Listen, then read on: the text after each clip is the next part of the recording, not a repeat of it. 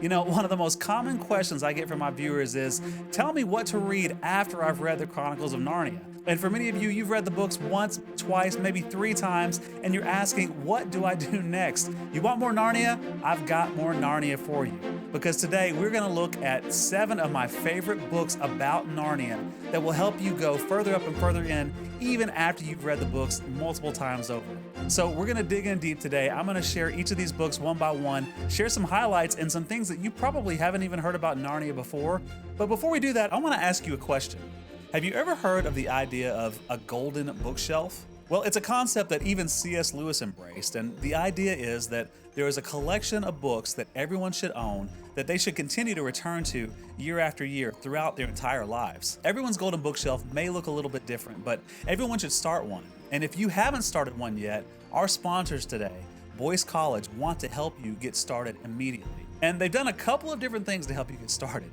The first thing they've done is create an amazing online resource full of videos that help you not only learn how to read, but learn what to read. But even more than that, they want to help contribute to someone's golden bookshelf out there.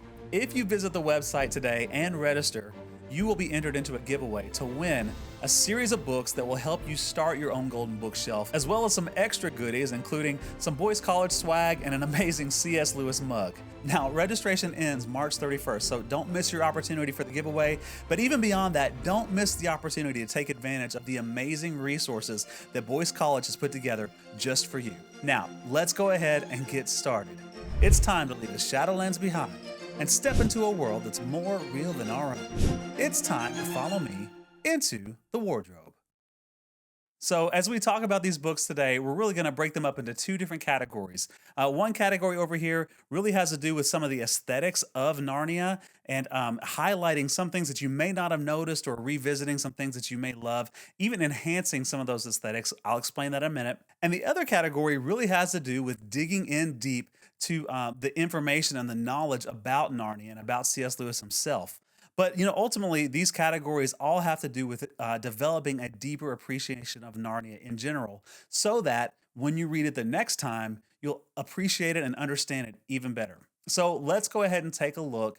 Now, the first one I want to show you is one of my favorites, and honestly, I can't believe that more people don't actually know about this book. It's called A Book of Narnians: The Lion, the Witch, and the Others by C.S. Lewis and Pauline Baynes, the original illustrator of the Narniad.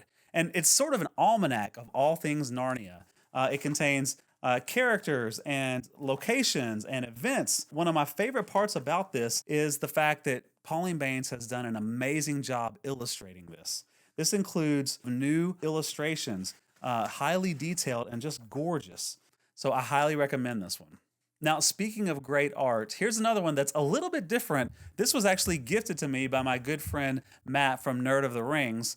And this is called The Crafting of Narnia: The Art, Creatures, and Weapons from the Weta Workshop. And this is by the Weta Workshop. Now, if you're not familiar with them, they are the special effects team for all of the Narnian movies. And one of my favorite parts about this is it really digs into some of the details that you may not have noticed in the movies but were very, very well thought out. For example, the design of Reepicheep's sword, or Susan's horn, or even Mr. Tumnus's cave, or the Beaver's lodge. And if you're like me and you're a huge fan of the Walden movies, this is something that you would love to get your hands on. I highly encourage it. It's a little rare, but it is out there, so see if you can find it. And finally, in this category, we've got one more book, and it is incredible.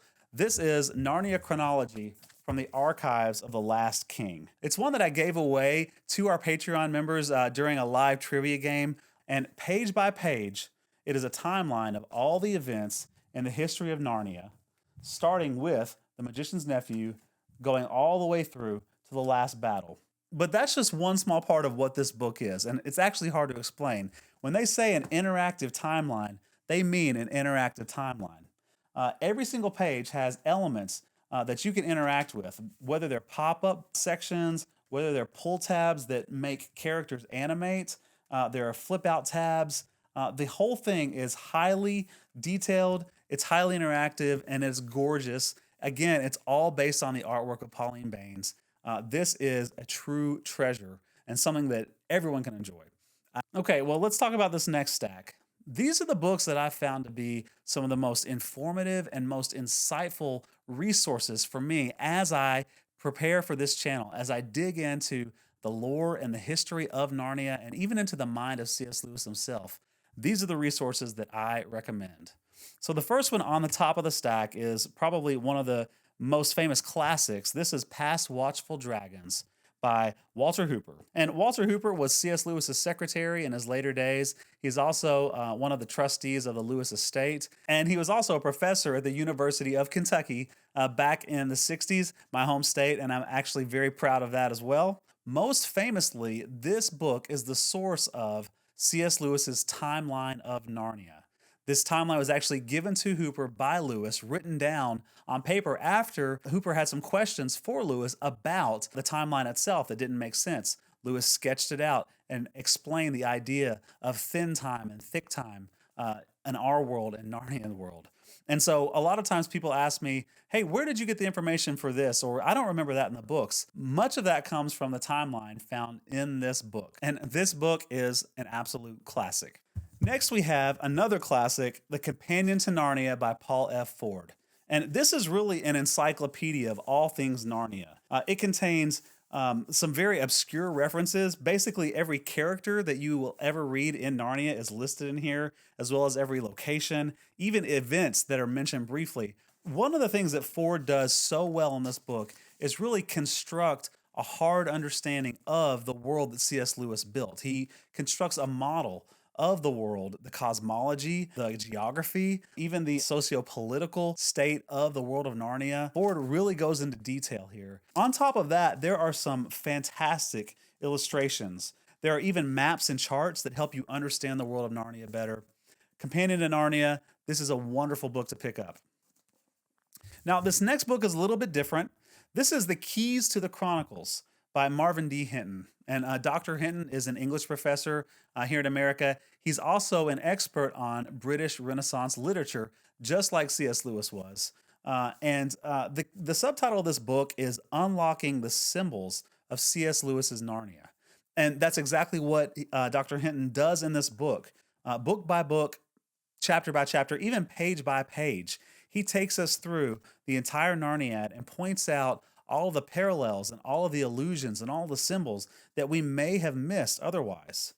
For example, in The Horse and His Boy, in the chapter Allusions of the Horse and His Boy, he writes this: I'm not aware of any maps that Lewis drew to show the exact borders he had in mind for Archenland, but he appears to have pictured it roughly in the shape of an arch. The country's name is not alone sufficient evidence for that supposition, but the ruler's name is King Lune. And Lune entered the language around 1700 in the meaning of an arch or crescent shape.